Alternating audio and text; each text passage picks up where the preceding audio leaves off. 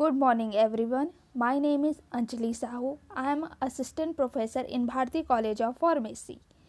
आज हम practical video में क्लासिफिकेशन ऑफ डोजेस फॉर्म के बारे में पढ़ेंगे। तो आज का हमारा ऑब्जेक्ट है to study about the different type of doses form.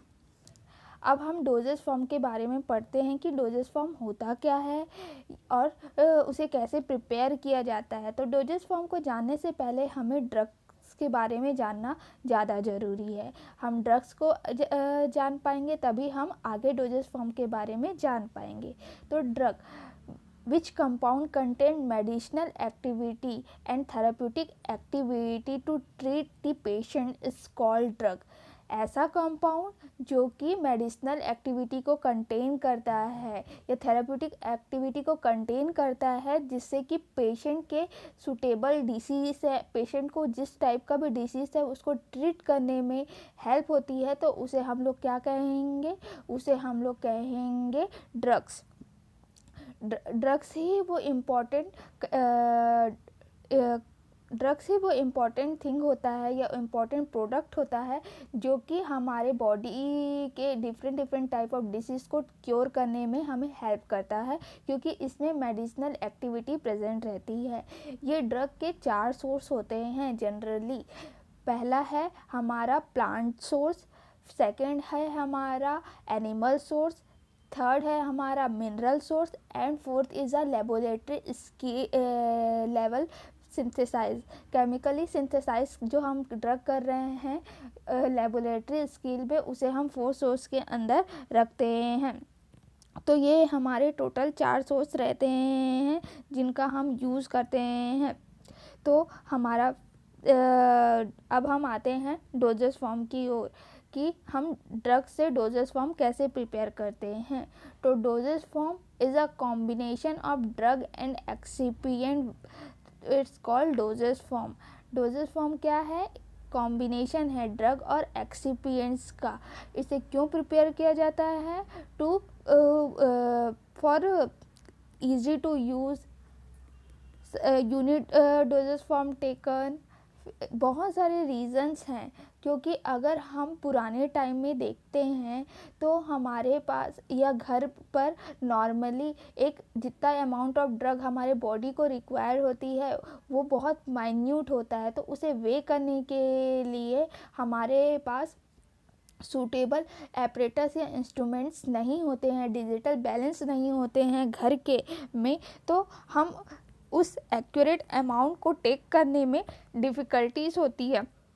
तो उस डिफ़िकल्टीज़ को हम कैसे ओवरकम कर सकते हैं? तो हम उसे ओवरकम करने के लिए डोजेस फॉर्म प्रिपेयर करते हैं, क्योंकि डोजेस फॉर्म में जो रिक्वायर्ड डोज रहता है उसकी क्वांटिटी जो है वो पहले से ही हमारे पास आ जाती है, उसे हमें मॉडिफाई करने की ज़रूरत नहीं होती है।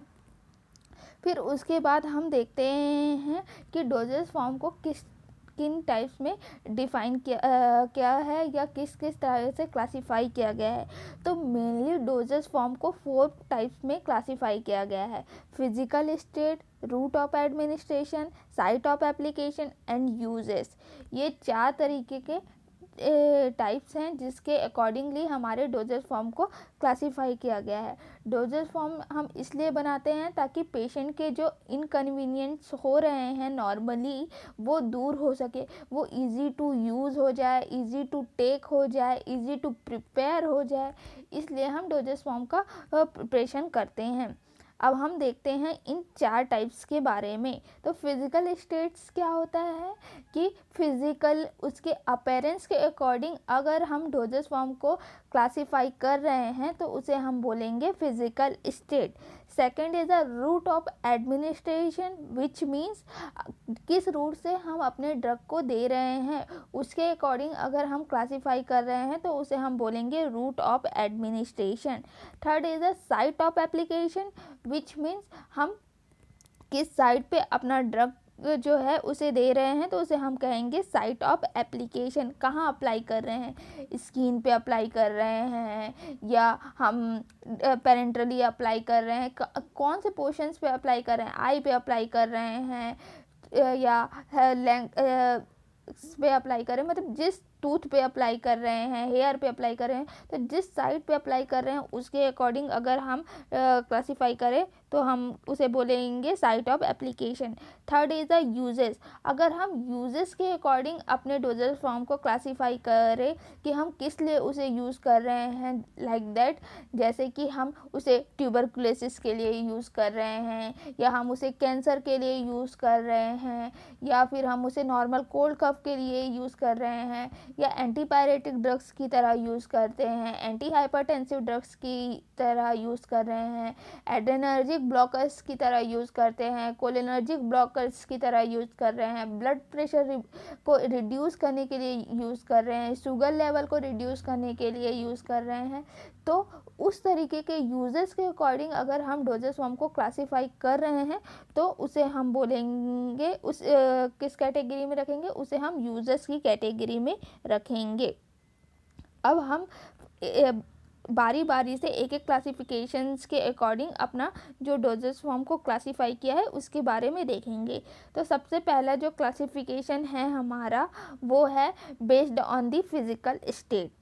तो based on the physical state को भी 4 पार्ट्स में क्लासीफाई किया गया है: solid, semi solid, liquid and gas. तो सॉलिड जो पोर्शन से आप क्या समझ रहे हैं, जिनका एक यूनिट मास हो, उनका एक स्पेसिफिक स्पेस प्लेस कैप्चर करने का पोर्शन हो, तो उसे हम लोग क्या बोलेंगे, सॉलिड। सॉलिड को अगेन 2 पोर्शन में डिवाइड किया गया है: unit solid and bulk solid. Unit solid means जिसमें से हम अपने एक एक यूनिट डोजेस फॉर्म को रिमूव करते जाएं और इनटेक करते जाएं, तो उसे हम यूनिट सॉलिड कहेंगे। और बल्क सॉलिड किसे कहेंगे, जिसमें हम हमारे पास huge amount of drug present हो, तो या ह्यूज अमाउंट ऑफ हम डोजेस फॉर्म कैप्चर करें, तो उसे हम लोग बोलेंगे बल्क सॉलिड। तो या बल्क डोजेस फॉर्म। तो बल्क यूनिट सॉलिड का जो एग्जांपल है वो क्या है हमारे लिए, यूनिट सॉलिड का एग्जांपल है हमारे लिए टैबलेट एंड कैप्सूल्स। आप लोगों ने सबने टैबलेट और कैप्सूल्स देखे होंगे, उसका हम सिंगल डोजेस फॉर्म लेते हैं, इनटेक करते हैं, तो उसे हम लोग बोलते हैं यूनिट डोजेस फॉर्म या यूनिट सॉलिड डोजेस फॉर्म। फिर उसके बाद बल्क डोजेस फॉर्म का एग्जांपल क्या है, पाउडर, डस्टिंग पाउडर। आपने सब ने देखा है कि पाउडर और डस्टिंग पाउडर जो है वो बल्क अमाउंट में आते हैं, बहुत ह्यूज अमाउंट रहता है, उसे हम हाई अमाउंट ऑफ में लेते हैं, वो उसका एक स्पेसिफिक एक यूनिट नहीं रहता है, इसलिए इसे हम लोगों ने बल्क डोजेस फॉर्म के कैटेगरी में रखा है। फिर उसके बाद हम सेकंड क्लासिफिकेशन में आते हैं या सेकंड टाइप में आते हैं फिजिकल स्टेट का, जो है semi solid preparation. Semi solid preparation जिसमें जो वाटर कंसंट्रेशन रहता है वो सॉलिड के कंपैरिजन में थोड़ा स्मॉल अमाउंट पर प्रेजेंट रहता है, बट लिक्विड के कंपैरिजन में वो बहुत कम रहता है। तो वाटर या कोई भी सॉल्वेंट है उनका कंसंट्रेशन वो डो लाइक स्ट्रक्चर प्रिपेयर करते हैं, तो उसे हम क्या बोलते हैं, सेमी सॉलिड डोजेस फॉर्म, जिसमें वाटर का कंसंट्रेशन या सॉल्वेंट्स का कंसंट्रेशन बहुत माइन्यूट अमाउंट में प्रेजेंट रहता है, तो उसे हम बोलेंगे सेमी सॉलिड डोजेस फॉर्म। इसके एग्जांपल हैं हमारे क्रीम, पेस्ट, जेल, सपोजिटरीज। आप सब ने क्रीम, पेस्ट, जेल तो देखा ही होगा। तो उसके अकॉर्डिंग भी अगर आप अपने डोजेस फॉर्म को क्लासीफाई कर रहे हैं तो उसे हम लोग किस कैटेगरी में रखेंगे, सेमी सॉलिड डोजेस फॉर्म की कैटेगरी में। फिर उसके बाद थर्ड आता है हमारा लिक्विड।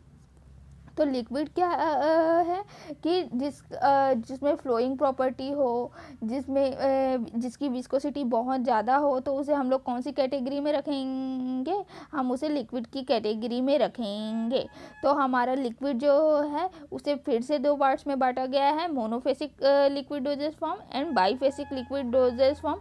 तो हम देखते हैं कि मोनोफेसिक लिक्विड डोजेस फॉर्म क्या होता है, बाईफेसिक लिक्विड डोजेस फॉर्म क्या होता है। तो मोनोफेसिक जिसमें हमारा जो लिक्विड रहता है वो सिंगल फेस में प्रेजेंट रहता है, एक फेस में अगर प्रेजेंट है हमारा ड्रग तो उसे हम क्या बोलेंगे, मोनोफेसिक। और अगर हमारा ड्रग की 2 फेस में प्रेजेंट है तो उसे हम लोग बोलेंगे बाईफेसिक। मैं आपको फिर से क्लियर कर देती हूँ। जैसे कि मोनोफेसिक के में मतलब हम उसमें ऑयल फेस और वाटर फेस में से सिर्फ एक ही फेस यूज़ करेंगे। जनरली हम मोनोफेसिक डोसेज फॉर्म प्रिपेयर करने के लिए एक्वस सॉल्युबिलिटी या एक्वस फेस का ही यूज़ करते हैं, और बाईफेसिक डोसेज फॉर्म में हम दोनों फेस ऑयल और वाटर दोनों का यूज़ करते हैं, तो उसे हम बोलेंगे बाईफेसिक डोसेज फॉर्म। मोनोफेसिक के एग्जांपल हैं हमारे syrup and solutions. Biphasic dosage form के एग्जांपल हैं हमारे इमल्शन एंड सस्पेंशन। आप सबने सिरप देखा होगा, सिरप में एक फेस ही प्रेजेंट रहता है, हमारा वाटर फेस। जनरली उसमें high amount of water present रहता है। ये वाटर जो है वो हमारे डिस्टिल वाटर या प्यूरिफाइड वाटर हो सकते हैं। Emulsion and suspension. Emulsion and suspension both are contain surfactant, co-surfactant, oil phase and liquid water phase. ये चारों चीज़ें ये दोनों इमल्शन एंड सस्पेंशन कंटेन करते हैं। आप सबने मिल्क देखा है, milk is the natural emulsion. Milk में हमारा oil face and water face दोनों प्रेजेंट रहता है, बट उसे हम रिमूव नहीं कर सकते उससे ऑयल फेस को और वाटर फेस को। उसी तरह अगर एक बार हमारा इमल्शन सुटेबली बन जाए तो हम उससे अपना ऑयल फेस और वाटर फेस को रिमूव नहीं कर सकते, वो एक प्रॉपर सिंगल डोजेज फॉर्म की तरह कन्वर्ट हो जाएंगे। फिर उसके बाद आता है हमारा third is a gas. Gas में अगर हम किसी भी डोजेज फॉर्म को गैस के फॉर्म में इंटेक कर रहे हैं या ले रहे हैं तो उसे हम गैसियस डोजेज फॉर्म में के अंदर रखेंगे। आप सबने अस्थमा के पेशेंट्स को इन्हेलर यूज़ करते हुए देखा होगा। वो जो इन्हेलर है वो उसमें जो ड्रग प्रेजेंट रहती है वो गैसियस फॉर्म में प्रेजेंट रहती है। फिर उसके बाद आजकल कई टाइप के एरोसॉल्स प्रिपरेशंस आ रहे हैं, हमारे परफ्यूम्स आ रहे हैं, डीओस आ रहे हैं, बॉडी स्प्रे आ रहे हैं जो कि पेन किलर की तरह यूज़ हो रहे हैं। तो ये सब जो है वो हमारे एरोसॉल्स प्रिपरेशंस के अंदर आते हैं। आजकल नॉर्मली कफ कोल्ड के लिए हमारे इन्हेलर्स आते हैं जो कि हमारे स्नीजिंग को कम करने में हेल्प करते हैं। हमारे अगर नोज़ में किसी भी तरीके के ब्लॉकेज आ रहे हैं उसको ट्रीट करने के लिए हेल्प करते हैं। तो इस तरीके के डोजेज फॉर्म को हम गैसियस डोजेज फॉर्म के अंदर रखेंगे। फिर उसके बाद हम देखते हैं अनदर क्लासिफिकेशंस। तो अनदर क्लासिफिकेशन है हमारा based on route of administration. तो हम based on route of administration को फिर अगेन क्लासीफाई किए हैं। तो सबसे पहला जो रूट है ओरल रूट है, second is the topical route, third is the ophthalmic route, fourth is the parenteral, fifth is the inhalation, six is the otic, seventh is the rectal and eight is the vaginal. तो ये जो है हमारे 8 classification है based on route of administration के according, जिसके according हमने अपने डोजेज फॉर्म को क्लासीफाई किया है। तो अब हम देखते हैं इन सब के बारे में। तो सबसे पहला जो ओरल रूट है उसे हमने फिर से अगेन उसको ओरल रूट्स क्या होते हैं जिसे हम ओरली लेते हैं तो उसे हम ओरल रूट कहते हैं। By the help of mouth अगर हम किसी भी ड्रग को ले रहे हैं इंटेक कर रहे हैं तो उसे हम ओरल रूट्स के अंदर रखेंगे, जिसका एग्जांपल है टैबलेट, कैप्सूल, सिरप, सस्पेंशंस। ये हमारे ओरल रूट के एग्जांपल हैं। फिर second is the topical root. तो टॉपिकल रूट्स के अंदर हमारे ऑइंटमेंट, क्रीम, जेल, पेस्ट आते हैं जिन्हें हम टॉपिकली अप्लाई करते हैं। फिर fourth is the ophthalmic root.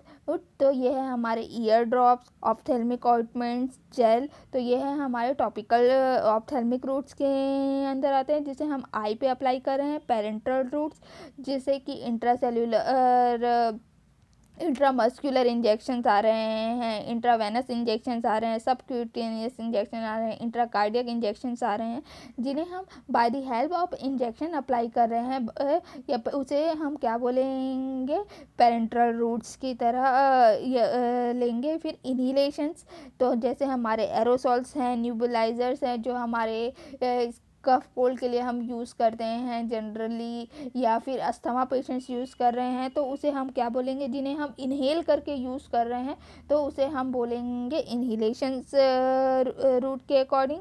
फिर third next is the otic route. Otic route means हमारे जो ईयर्स के लिए हम यूज़ कर रहे हैं ईयर प्रॉब्लम को ट्रीट करने के लिए, तो वो हमारे ओटिक रूट के अंदर आते हैं। फिर next is the rectal routes. अगर हम रेक्टल पोर्शंस में अप्लाई कर रहे हैं तो उसे हम रेक्टल रूट्स कहेंगे, जैसे सपोसिटरीज, इनेमा। फिर next is the vaginal. Vaginal का जो है अगर हम अपने वेजाइनल रूट में अप्लाई कर रहे हैं तो उसे हम वेजाइनल रूट कहेंगे।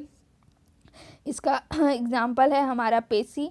तो ये थे हमारे रूट ऑफ एडमिनिस्ट्रेशन के अकॉर्डिंग हमारे डोजेस फॉर्म को क्लासिफिकेशन। मेनली हम यही दोनों डोजेस फॉर्म यूज़ करते हैं क्लासिफाई करने के लिए डोजेस फॉर्म को। तो अगर आप सबको अगर समझ आया हो तो थैंक यू, और किसी को भी कोई डाउट हो हमारे वीडियो में तो हमें कमेंट करके बता सकते हैं।